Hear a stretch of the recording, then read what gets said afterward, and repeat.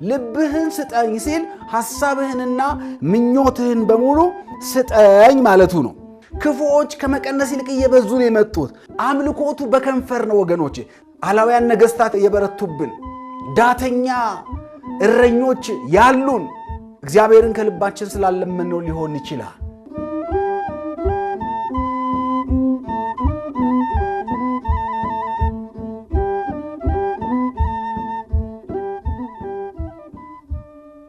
በስመ አብ ወወልድ ወመንፈስ ቅዱስ አሐዱ አምላክ አሜን። በመላው ዓለም ይህንን ፕሮግራም በዚህ ሰዓት የምትከታተሉ የእግዚአብሔር ወዳጆች ሁላችሁ በያላችሁበት ቦታ እንደምናላችሁ ማለት ፈልጋለሁ። ቸርነትና ምሕረቱ የማይለካ የዘላለም አባት የሰላም አለቃ እግዚአብሔር እንደ ቸርነቱ ብዛት ይህችን ቀን ለምስጋና፣ ለዝማሬ፣ ለአምልኮ በእድሜያችን ላይ ጨምሮ ሰጥቶናልና ለስም አጠራሩ ክብር ምስጋና ይሁን።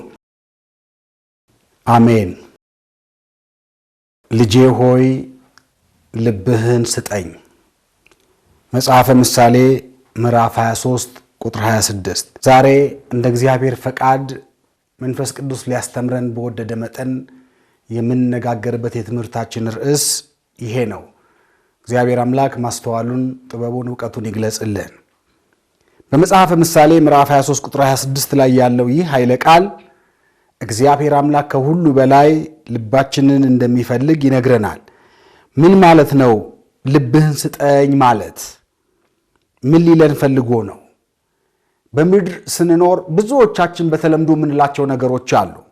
ሰዎች ሲጎዱን፣ ሲክዱን ልቤ ተሰበረ እንላለን። አንዳንድ ጊዜ የምንፈልገው ሲሳካልን ልባችን ሞላ እንላለን። ልባችን ሐሴት አደረገ እንላለን። አንዳንድ ሰዎችን ፈልገን ስናጣቸው ልቡን አላገኘሁትም እንላለን። ልቡን ደብቆናል እንላለን። ከዚህ አንጻር ልብ ሳይንስ የሚነግረን እፍኝ ይሞላል፣ ደም ይረጫል፣ የሚመልሰው ይመልሳል የሚለውን አካል እንዳልሆነ ግልጽ ነው።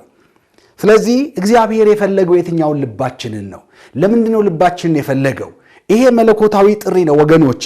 መጽሐፍ ቅዱስን ስናነብ ሁልጊዜ ሕግንና ስርዓትን የምናነበው ለራሳችን ነው። መጽሐፍትን ገልጠን ባነበቡን ጊዜ ሁሉ ሕግ ሲሆን ሕጉ ለኛ ነው፣ ስርዓት ሲሆን ስርዓቱ ለኛ ነው፣ ትእዛዝ ሲሆን ለምናነበው ለኛ የተጻፈ ነው። ስለዚህ እያንዳንዱ መጽሐፍ ቅዱስን የሚያነብሰው ይሄን የመጽሐፍ ቅዱስ ክፍል ያነባል። ስለዚህ እግዚአብሔር ምን እያለኝ ነው ብሎ ሊያውቅ ይገባዋል። እግዚአብሔር ምን እያለው እንደሆነ ለማወቅ አንዳንድ የመጽሐፍ ቅዱስ ሐሳቦችን እንመለከታለን። ምን ማለት ነው? ልጄ ሆይ ልብህን ስጠኝ። ልብ ስንል ወገኖቼ፣ ልብ የሚለው ይሄ መለኮታዊ ጥሪ ነው። ፈጣሪ ከሰው ጋር ሊኖረው የሚፈልገውን ጥብቅ የፍቅር ግንኙነት የሚያሳይ ነው። ልብ የህይወት ማዕከል፣ የሐሳብ ውሳኔና የፍቅር መፍለቂያ ናት። እንግዲህ ልብ ስንል ውሳኔ ነው። ልብ ማለት እግዚአብሔር አምላክ ከኛ ጋር ልባችን የሚፈልገው ከእኛ ጋር ያለው መለኮታዊ የፍቅር ጥሪ ነው የሚያመለክተው። ምክንያቱም ሰው ስንወድ ከልባችን ነው የምንወደው። ሰው ስናፈቅር ከልባችን ነው የምናፈቅረው።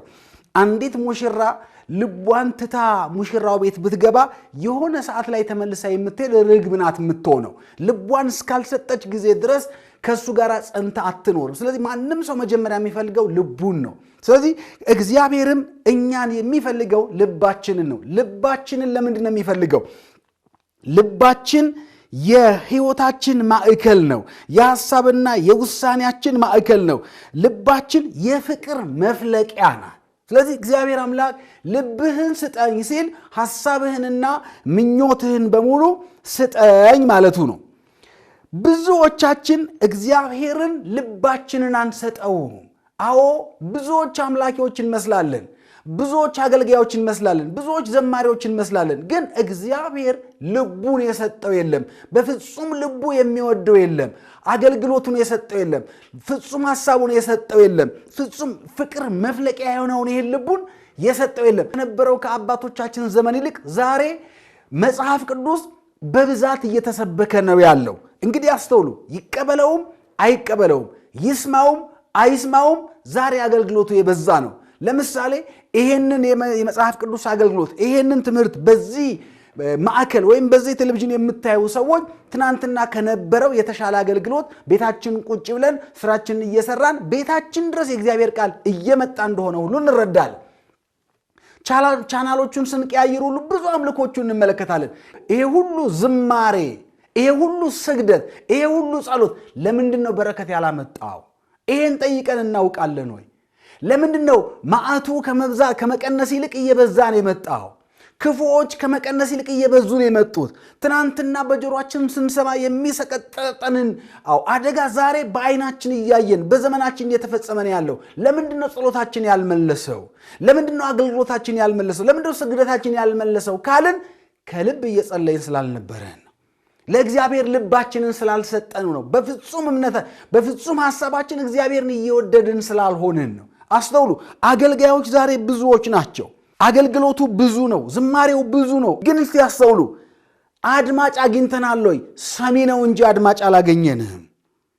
ተከታይና አድናቂ ነው እንጂ አማኝ አላፈራንም። አስቀዳሽ ነው እንጂ ቆራቢ አላገኘንም። ይሄ ሁሉ የሚሆነው እግዚአብሔር የፈለገውን ስላልሰጠነው ነው። ወይም ከእግዚአብሔር ጋር ያለንን ግንኙነት ልባዊ ስላላደረግነው ነው። ይህ ሕዝብ በከንፈሩ ያመልከኛል፣ ልቡ ግን ከኔ የራቀ ነው ይላል። ይህ ሕዝብ በከንፈሩ ያመልከኛል። አምልኮቱ በከንፈር ነው ወገኖች። ስግደቱ በከንፈር ነው ወገኖች። ብዙዎች ከእግዚአብሔር የተለየ ነው ያገለገልን የሚመስለን፣ ነገር ግን ያላገለገልን ብዙዎች ነን። አገልጋዩ እግዚአብሔር አምላክ ልቡን እንዲሰጠው ይፈልጋል። ንጹሕ የሆነ አገልግሎት እንዲሆን፣ የሚያፈራ አገልግሎት እንዲኖር፣ ቅንነት የተሞላ አገልግሎት እንዲኖር እግዚአብሔር አምላክ የአገልጋዮችንም ልብ ይፈልጋል። አገልጋዮች ልባችንን አልሰጠነውም። አንደበታችን ያማረ ቃላችን የተስተካከለ የሆነው ሁሉ ብቻ ወተን እንናገራለን እንጂ ልባችንን አልሰጠነውም። እምነታችን ከእርሱ የራቀ ነው። እግዚአብሔርን ከልባችን ስላለመነው ሊሆን ይችላል። ጸሎታችን ያልተሰማው እግዚአብሔርን ከልባችን ስላልጠየቅነው ሊሆን ይችላል። ምስጋናችን ያላረገው ከልባችን ስላልጠየቅን ሊሆን ይችላል። ከንፈራችን ላይ ብቻ ያለ አገልግሎት ስለሆነ ይችላል። ስለዚህ እግዚአብሔር አምላክ በምህረት ወደኛ እንዲመለስ፣ እግዚአብሔር አምላክ በቅንነት ወደኛ እንዲመጣ እኛን ልባችንን ይፈልጋል። ስለዚህ እግዚአብሔር አምላክ ከታይታ አገልግሎት ይልቅ የልብ አገልግሎት ይፈልጋል። ከታይታ አገልግሎት ዛሬ የታይታ አገልግሎት ነው የበዛው። ዛሬ ብዙ ሰው ልቡን አልሰጠውም። የታይታ አገልግሎት እግዚአብሔር ከዚህ እንድንወጣና ውሳጣዊ ማንነታችንን እንድንሰጠው እግዚአብሔር አምላክ ይፈልጋል። ልባችንን እንድንሰጠው ይፈልጋል። ብዙ ሰው ልቡን ከእግዚአብሔር አርቋል። ብዙ ሰው ልቡ ምድራዊ ነው። ገና ልቡ ምድራዊ ነው። ምኞቱ ምድራዊ ነው። ገና ይሄንን ምድራዊ ምኞትና ሐሳብ ቆርጦና ጥሎ ወደ እግዚአብሔር መምጣት አልቻለ። ሰው ልቡን ሲያጣ ነው ከበደለኞች ጋር የሚደባለቀው። ሰው ልቡን ሲያጣ ነው ከኃጢአት ጋር የሚተባበረው። ሰው ልቡን ሲያጣ ነው ከገዳዮች ጋር የሚስማማው። ስለዚህ ልባችንን ልናገኝ ያስፈልጋል። እንዲህ ይላል መጽሐፍ፣ እኛ ግን የክርስቶስ ልብ አለን ይላል። አስተውላችኋል? የራሳችን ልብ አለ። እኛ ለእግዚአብሔር ልባችንን ስንሰጠው እግዚአብሔር ደግሞ የእሱን ልብ ይሰጠናል። ስለዚህ ሐዋርያው ጳውሎስ አለ እኛ መንፈሳዊ ነን። መንፈሳዊ ስንሆን ማንም ስጋዊ ሊመረምረን አይችልም። እኛ ግን ሁሉን እንመረምራለን፣ ሁሉን እናውቃለን፣ ምክንያቱም እኛ የክርስቶስ ልብ አለን ይላል። ወገኖቼ የክርስቶስ ልብ አለን ወይ? በልባችን አስተዋይ ልብ አለ ወይ? ቅን ልብ አለ ወይ? ትሁት ልብ አለ ወይ? አማኝ ልብ አለ ወይ? ይቅር ባይ ልብ አለ ወይ? ይቅርታ የሚጠይቅ ልብ አለን ወይ? ልባችን ከእኛ ጋር ነው ወይ ያለው? የክርስቶስ ልብ ሲኖረን የምንገለጠው በዚህ ነው። የክርስቶስ ልብ ሲኖረን የምንታወቀው በዚህ ነው። ስለዚህ እያንዳንዳችን የክርስቶስ ልብ እንዲኖረን ያስፈልጋል። የክርስቶስ ልብ የሚኖረን የእኛን ልብ ስንሰጠው ነው። ግን እንኳን የክርስቶስ ልብ ሊኖረን አይደለም፣ ብዙዎቻችን ልባችን አጥተናል። አንድ የሚነገር ታሪክ አለ። አንድ እንደ ተረት የሚነገር ታሪክ ግን አስተማሪ የሆነ ታሪክ አለ። አዞና ጦጣ ጓደኛ ሆኑ ይባላል። ጥሩ ጓደኝነት ነው አይደል? አዞና ጦጣ። ምክንያቱም አዞ የሁለት ዓለም እንስሳ ናት፣ ጦጣ ደግሞ የአንድ ዓለም እንስሳ ናት። እንዲህ ያለው ጓደኝነት አለን እኛ። ማታ ማታ የሚነጥቅ ጠዋት ጠዋት የሚለግስ የሚሰጥ ጓደኛ እኮ አለ። ጠዋት ጠዋት ቅዳሴ ጸበል የሚጠጣ ማታ ማታ ካቴካላ የሚለጋ እኮ ጓደኛ አለን እኮ። ጠዋት ጠዋት ቤተክርስቲያን የሚመጣ ማታ ማታ ጠንቋይ ቤት የሚሄድ ቸርች የሚሳተፍ እኮ ጓደኛ አለን እኮ። እኛ ምን ቸገረን? ማህበራዊ ህይወት ምን ያገናኘኝ፣ ህይወቱ ምን አገባኝ ብለን ጓደኛ ያደረግናቸው አሉ። የአዞና የጦጣም ጓደኝነት እንዲሁ አይነት ነበረ እና ያው በጓደኝነት መካከል ማህበር መደጋገስ፣ ቤት ማሳየት የተለመደ ነውና አዞ ተራዋ የጦጣ ሆነና የአዞ የጦጣን ቤት መጎብኘት ጀመረች እና ጦጣ ማስጎብኘት ጀመረች። ይሄ ማደሪያዬ ነው፣ ብፈልግ በዚህ አድራለሁ፣ ብፈልግ በዚህኛው እኖራለሁ፣ ይሄ ሁሉ የኔ ክልል ነው ብላ ድርሻዋን ከጨረሰች በኋላ ጊዜው ደግሞ የአዞ ሆነ እና አዞ አለቻት፣ ወይ ቤትሽ የት ነው? ባህር ውስጥ። ታዲያ እንዴት ገባለሁ? ትከሻዬ ላይ ሁኝና ዝም ብለሽ ተከተይኝ ይዤሽ ገባለሁ አለቻት።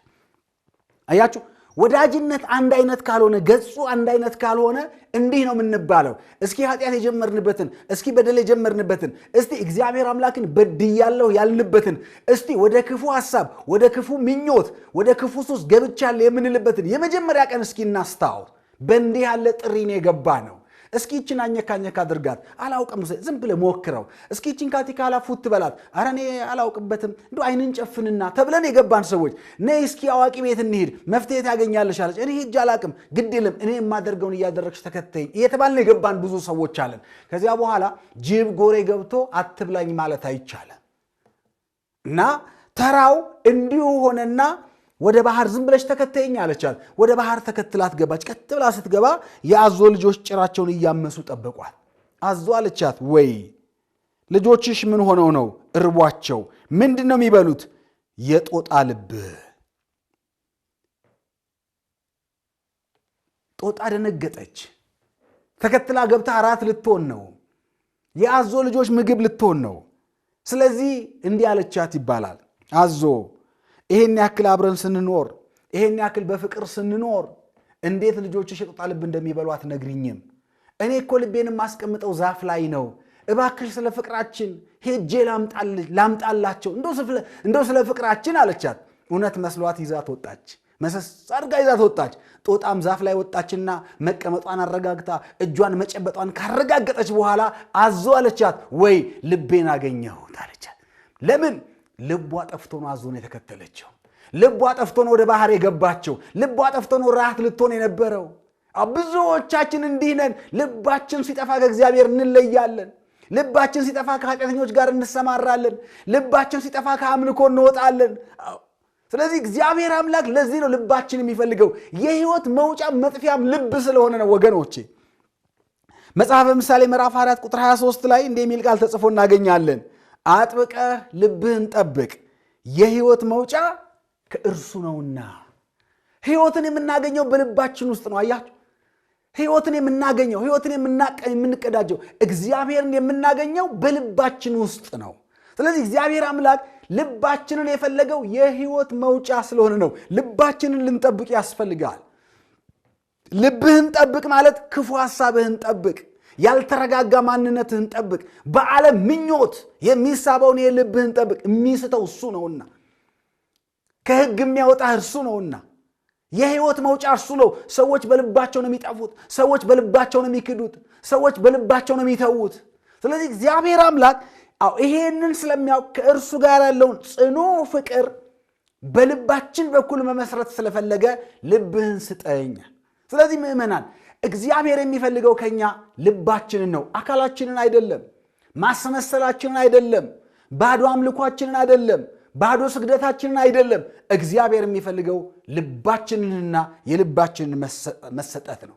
ልባችንን መስጠት ስንል ፈቃድና ውሳኔያችንን መስጠት፣ በእግዚአብሔር ፈቃድ ውስጥ መኖር። ብዙ ሰው በእግዚአብሔር ፈቃድ ውስጥ አይኖርም።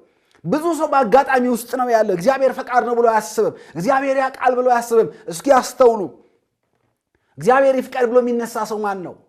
እግዚአብሔር ይፍቀድ ብሎ የሚሰራ ሰው ማን ነው?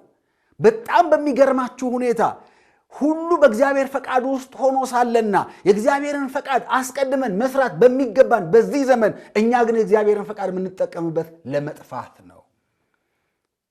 አንድን ሰው ስትቀጥሩት እመጣለሁ ካለ ይመጣል። የእግዚአብሔር ፈቃድ ይሁን ካለ ግን ሊቀር ነው። ለምን? እግዚአብሔር አልፈቀደም ሊል። ብድር ስትጠይቁት እስቲ እግዚአብሔር ይፍቀድ ካለ ሊከለክላችሁ ነው። ማን ከለከለ ሲል እግዚአብሔር ከለከለ ሲል በምንፈልግበት ቦታ በችግር ጊዜ እንዲቀርቡን እንዲመጡልን የምንፈልጋቸውን ሰዎች እንዲረዱን የምንፈልጋቸው ሰዎች ዛሬ እግዚአብሔር ይፍቀድ ካሉ ሊጠፉ ፈልገው ነው። የእግዚአብሔርን ፈቃድ አስቀድመን መሄድ የሚገባን ሰዎች ዛሬ መጥፊያ አድርገናል። እስኪ ሁላችሁ የሕይወታችሁን ተሞክሮ እስኪ እንደገና ወደ ኋላ እዩት። የእግዚአብሔር ፈቃድ ይሁን ባላችሁበት ጊዜ ምን አድርጋችኋል? አዎ ብዙዎች በእግዚአብሔር ፈቃድ የሚመሩ አሉ፣ በእግዚአብሔር ፈቃድ የሚሰማሩ አሉ፣ እግዚአብሔርን አስቀድመው የሚሄዱ አሉ፣ ሁሉም ይሳካላቸው አሉ። ብዙሃኑ ግን እግዚአብሔር ይፍቀድ ካልን ልንጠፋ ነው። በእግዚአብሔር ፈቃድ ውስጥ ልንጠፋ ስለምንፈልግ። ስለዚህ እግዚአብሔር አምላክ ምን ይፈልጋል? ፈቃዳችንን ይፈልጋል። ስለዚህ ፈቃዳችንን ለእግዚአብሔር ልንሰጠው ያስፈልጋል። ምኞታችንን ለእግዚአብሔር፣ ውሳኔያችንን ለእግዚአብሔር ልንሰጠው ያስፈልጋል። ማን ይስራ? እግዚአብሔር ይስራ። ማን ያከናውን? እግዚአብሔር ያከናውን። ይሄ ነው ፍጹም እምነት ማለት። ውሳኔያችንና ፈቃዳችንን ሁሉ ለእግዚአብሔር ልንሰጥ ያስፈልጋል። በእግዚአብሔር ፈቃድ ውስጥ መኖር ያስፈልጋል ወገኖቼ። እንደ እግዚአብሔር ፈቃድ ነው ልኖር የሚያስፈልገው። እንደ ልባችን ምኞት አይደለም፣ እንደ ዓለም ፈቃድ አይደለም፣ እንዳለን ሀብት መጠን አይደለም፣ እንደምንኖርበት ቤት አይደለም፣ እንደምንበላው ምግብ አይደለም፣ እንደ እግዚአብሔር ፈቃድ። በእግዚአብሔር ፈቃድ ውስጥ የምንኖር ከሆነ ዓለምና ምኞቷን እንረግጣለን። በእግዚአብሔር ፈቃድ ውስጥ የምንኖር ከሆነ የሥጋን ፈቃድ እንተዋለን፣ የሥጋን ፈቃድ እንረሳለን፣ የሥጋን ፈቃድ እናሸንፋለን። ስለዚህ እግዚአብሔር አምላክ የሥጋን ፈቃድ አሸንፈን በፈቃድ ውስጥ እንድንኖር፣ ምድራዊውን በረከት ትተን በእርሱ በረከት እንድንኖር፣ ምድራዊውን ማንነት እንድንለቅ እግዚአብሔር አምላክ ይፈልጋል። ወገኖቼ ምድራዊ ማንነትን መልቀቅ ማለት ከዚህ ምድር መነሳት ማለት አይደለም። ምድራዊ ኃጢአትና በደልን መተው ማለት ከምድር መነሳት ወይም በር ዘግቶ መኖር ወይ ያለ ሥራ ተኝቶ መኖር ማለት አይደለም። እየሰራን ፈቃዱን ማስቀደም፣ እያመሰገንን ፈቃዱን ማስቀደም፣ በስራችን፣ በኑሯችን፣ በሕይወታችን፣ በትምህርታችን፣ በንግዳችን፣ በግብርናችን ሁሉ እግዚአብሔርን እያስቀደምን እንድንሰራ እንድንበረታ እንጂ ካለም እንድንወጣ አይደለም። ስለዚህ እግዚአብሔር አምላክ ከምድራዊ ሐሳብና ጣዖት እንድንርቅ ስለሚፈልግ ልብህን ስጠኛል። ሌላው ውስጣዊ ማንነትን መስጠት ማለት ነው። እግዚአብሔር ውስጣዊ ማንነትን መስጠት። ሰውን በአንደበታችን ልንሸነግለው እንችላለን። ወዳጅና ጠላታችንን ማወቅ እኮ ያቃተን ብዙ ሰው በጥርሱ በኩል ስለሚያሳልፈን እኮ፣ የሳቀ ስለሚመስለን እኮ። አስተውላችሁ ከሆነ ብዙ ሰዎች በወዳጅነት ብዙ ዘመን ከኖሩ በኋላ ለካ እስከ ዛሬ አላውቀውም ነበር ይላሉ። ለምን? ልቡን ስላልሰጣቸው። በትዳር መካከል የኖሩ ብዙ ሰዎች እኮ ከብዙ ዘመን በኋላ እኮ እስከ ዛሬ ድረስ ሳላውቃት ይላል። ለምን? ልቧን ስላልሰጠችው። ልቡን ስላልሰጣት፣ ውስጡን ስላልሰጣት፣ ማንነቱን ስላልሰጣት፣ ፍቃዱን ስላልሰጣት፣ ምኞቱን ስላልሰጣት። ስለዚህ እግዚአብሔር አምላክ ከእኛ ጋር ያለው ይሄ መንፈሳዊ ቁርኝቱ ጠንካራ እንዲሆን፣ ይሄ መለኮታዊ ጥሪ የጸና እንዲሆን ውስጣዊ ማንነታችን ልንሰጠው ያስፈልጋል። ብዙዎቻችን ውስጣችንን በራሳችን ደብቀን አካላችን ብቻ ለእግዚአብሔር ሰጠ ነው። ያዕቆብ 1:26 ላይ እንዲህ የሚል ቃል ተጽፎ እናገኛለን። አንደበቱን ሳይገታ ልቡን እያሳተ እግዚአብሔርን የሚያመልክ የሚመስለው ማንም ቢኖር እሱ አምልኮቱ ከንቱ ነው ይላል። አስተውላችኋል? አንደበቱን ሳይገታ ልቡን እያሳተ እግዚአብሔርን የሚያመልክ የሚመስለው ማንም ቢኖር አምልኮቱ ከንቱ። ማንም ቢኖር ከላይ እስከ ታች አምልኮታችን ከንቱ የሚያደርገው አንደበታችንን ሳንገታ ልባችንን ስለምናስት ነው። እንዲህ ይላል፣ አንደበቱን ሳይገታ ልቡን እያሳተ እግዚአብሔርን የሚያመልክ የሚመስለው ሰው ቢኖር አምልኮቱ ከንቱን። ወገኖቼ እየዘመርን ነው፣ እያመሰገንን ነው፣ እየሰገድን ነው፣ እያስቀደስን ነው፣ በአምልኮ እየበረታን ነው፣ ለተራበ እያበላን ነው፣ ለተጠማ እያጠጣን ነው። ይሄ ሁሉ ግን ልባችንን ሰጥተን ያደረግነው ነው ወይ? አንደበታችንን ገዝተን ያደረግነው ነው ወይ? ከንቱ ሆኖብናል ወይ? አምልኮታችን ከንቱ የሆነው፣ ስግደታችን ከንቱ የሆነው፣ ጥሪያችን ከንቱ የሆነው አምልኮታችን ከንቱ ስለሆነ ነው። የስንቶቻችን አምልኮ ከንቱ ሆኖ ይሆን? የስንቶቻችን ምጽዋት ከንቱ ሆኖ ይሆን? በትዕቢት የምንሰጠው ለታይታ የምንሰጠው ምጽዋት ስንቱ ከንቱ ሆኖ ይሆን? ለታይታ የምንዘምረው ዝማሬ ስንቱ ዝማሬ ከንቱ ሆኖ ይሆን? ስንቱ አገልግሎት ከንቱ ሆኖ ይሆን ወገኖቼ? ስለዚህ አገልግሎታችንና ልመናችን ከንቱ የሆነው ልባችንን ስላልሰጠን ስለሆነ እግዚአብሔር አምላክ አገልግሎታችን የጸና እንዲሆን ከንቱ እንዳይሆን እግዚአብሔር አምላክ ልባችንን እንድንሰጠው ይፈልጋል። ኦሪት ዘዳግም ምዕራፍ 6 ቁጥር 5 ላይ አንተም አምላክህ እግዚአብሔርን በፍጹም ልብህ፣ በፍጹም ነፍስህ፣ በፍጹም ኃይልህ ውደደው ይላል። በፍጹም ልብህ ውደደው። እግዚአብሔርን ስትወደው ታምነህበት እስከ መጨረሻው፣ ተመክተህበት እስከ መጨረሻው። በፍጹም ነፍስህ ውደደው። ነፍስህ የሚያስፈልጋትን ፈቃድ ሁሉ ለሱ ሰጥተህ በፍጹም ኃይልህ ውደደው። ሁሉ ነገርህን ለእግዚአብሔር ስጠው። እንዲህ ልትወደው ያስፈልጋል ይላል። ልብህን ለእግዚአብሔር ልሰጠው ያስፈልጋል እንጂ እግዚአብሔርን በአንደበታችን ብቻ የምንሸነግለው አምላክ አይደለም። እንዲህ የሚል ተጽፎ እናገኛለን። አምላክ ትሉኛላችሁ፣ ጌታ ትሉኛላችሁ፣ አዎ እንዲሁ ነኝ። ነገር ግን አባት ከሆንኩ ክብሬ፣ ጌታ ከሆንኩ መፈራቴ ወዴት አለ ይላል። ስለዚህ እግዚአብሔርን አባቴ ስላልነው ብቻ አባት እየሆነልን አይደለም። ጌታ ስላልነው ብቻ እየፈራ ነው አይደለም። ወይም አባቴ ብለን ልንሸነግለው ጌታዬ ብለን ልናልፈው አንችልም። እግዚአብሔር ልባችንን ስለሚፈልግ ከልባችን ስለሚያደምጥ፣ ስለዚህ አባት ከሆንኩ ክብሬ አለ። ስለዚህ እግዚአብሔርን አባቴ የሚለው ሰው በክብር ነው ሊገልጠን ያስፈልገው። እግዚአብሔርን እያከበረ የሚሄድ ሰው እግዚአብሔርን አባቴ ማለት ይችላል። ነገር ግን አባቴ ብሎ ማያከብረው ከሆነ እግዚአብሔር አምላክ ያንደበትህን ቃል አልፈልግም። አባት ትሉኛላችሁ፣ አዎ እንዲሁ ነኝ አለ። አዎ አባት ነኝ። ግን አባት ከሆንኩ ክብሬ የት አለ? ጌታ ከሆንኩ መፈራቴ ወዴት አለ? ጌታ ነው ካላችሁኝ፣ አዎ ጌታ ነኝ። ግን ጌታ ከሆንኩኝ መፈራቴ ወዴት አለ? ስለዚህ እግዚአብሔርን ስናመልከው ከልባችን እንዲሆን ስለሚፈልግ ከመፈራት ጋር ከማክበር ጋር እግዚአብሔር አምላክ አምልኳችን ይፈልጋል። ስለዚህ ለዚህ ነው እግዚአብሔርን እየፈራ ነው እያመለክ ነው ከእርሱ ጋር በፍቅር እንድንኖር እግዚአብሔር አምላክ ምናችን ይፈልጋል? ልባችን ይፈልጋል። ልባችንን ስንሰጠው እግዚአብሔር አምላክ የሚመልስልን ብዙ ነገር አለ። መጀመሪያ ልቡን ይሰጠናል። የክርስቶስ ልብ ውስጣችን አለ ብሎ እንዳለው። ሌላው አዲስ ማንነት እንቀዳጃለን። ያማረ ማንነት፣ የተወደደ ማንነት፣ ጽኑ ማንነት እግዚአብሔር አምላክ ያለብሰናል። ፍጹም ሰላም እናገኛለን። ሰው ከእግዚአብሔር ጋር ሲኖር ብቻ ነው ፍጹም ሰላም የሚያገኘው። እኛ ሰላማችን የምንፈልግበት ቦታ በጣም ብዙ ቦታ ነው። ሰላማችንን ለመፈለግ የባለስልጣን በር እናንኳኳለን፣ የኃያላንን በር እናንኳኳለን። የሰላም ሰጪዋ ለጋሿ እግዚአብሔር ነው። የሰላም አለቃ ተብሎ የተጠራ እርሱ ነው። ስለዚህ ጽኑ ሰላምን የሚፈልግ ሰው ከእግዚአብሔር ነው የሚያገኘው። ልባችንን ስንሰጠው እግዚአብሔር አምላክ ጽኑ ሰላምን ይሰጠናል። ማንም ሊያናጋው የማይችል ሰላም፣ ማንም ሊነጥቀን የማይችል ሰላም እግዚአብሔር አምላክ ይሰጠናል። ትዕግስት ይሰጠናል። እግዚአብሔር አምላክን የያዘ ሰው ታጋሽ ነው። ዓለም አያስፈራው፣ አያስደነግጠው። የሚያስፈራን ነገር የለም። አስተውላችሁ ከሆነ እስኪ አማኞቹን ያቸው፣ በእግዚአብሔር የሚመኩትን ያቸው። በምንም ነገር አይፈሩም፣ በምንም ነገር አይደነግጡ። ለዚህ እኮ ነው ሰማዕታት አንገታቸው ላይ ሰይፍ እያለፈ እግዚአብሔርን በማምለክ የሚጸኑት። እግዚአብሔር አምላክ ሰላሙን ስለሰጣቸው፣ እግዚአብሔር አምላክ ትዕግስቱን ስለሰጣቸው እኮ ነው። ፍርሃት ከነሱ ወጥቶ ይወገዳል። ዓለምና ምኞቱ አያስጨንቀንም፣ ረሃብ አያስጨንቀንም፣ ጦርነት አያስጨንቀንም። ፍጹም ልባችንን ስንሰጥ እግዚአብሔር አምላክ ይሄን ይሰጠናል። ፍጹም መረጋጋትን ይሰጠናል። እንረጋለን። በሚናወጠው ዓለም ላይ ረግተን መኖር እንችላለን። ተረጋግተን መኖር እንችላለን። ከሃዲያን ቢኖሩም፣ ክፉዎች ቢኖሩም፣ ነፍሰ ገዳዮች ቢኖሩም፣ የሚክዱ ቢኖሩም፣ ነጥቀው የሚክዱ የሚሄዱ ቢኖሩም፣ የሚገፉን ቢኖሩም፣ ስንስማቸው የሚነክሱም ቢኖሩም እግዚአብሔር ከኛ ጋር ካለ ግን እንረጋጋለን ወገኖቼ። ስለዚህ እግዚአብሔር አምላክ ወደኛ የሚመጣው ከኛ ልባችን የሚፈልገው ሰላምን ሊሰጠን፣ መረጋጋትን ሊሰጠን፣ ፍቅር ሊሰጠን ነው ወገኖቼ። ፍቅር የሚኖረው እግዚአብሔር ሲኖር ብቻ ነው። በምድር ላይ ፍቅር የሌለውን ሰው ፍሩት ወገኖቼ። እግዚአብሔር የሌለው ሰው ፍቅር የለውም። ፍቅር የሌለው ሰው ያስፈራል። እግዚአብሔር ያለው ሰው ፍቅር ነው። ፍቅር ያለው ሰው ሁልጊዜ ሰላም ነው። ስለዚህ ልባችንን ስንሰጠው ይሄንን ሁሉ በረከት እናገኛለን። ስለዚህ እግዚአብሔር አምላክ ከኛ ጽኑ የሆነ ምኞታችንን፣ ፍላጎታችንን እግዚአብሔር አምላክ ይፈልጋል። ምድራዊ ኃጢአትና በደልን አስወግደን ፈቃዳችን እንድንሰጠው፣ ውሳኔያችን እንድንሰጠው፣ ማንነታችን እንድንሰጠው እግዚአብሔር አምላክ ስለሚፈልግ ይሄንን መለኮታዊ ጥሪ ለሁላችን ይሰጣል። ልጄ ሆይ ልብህን ስጠኝ።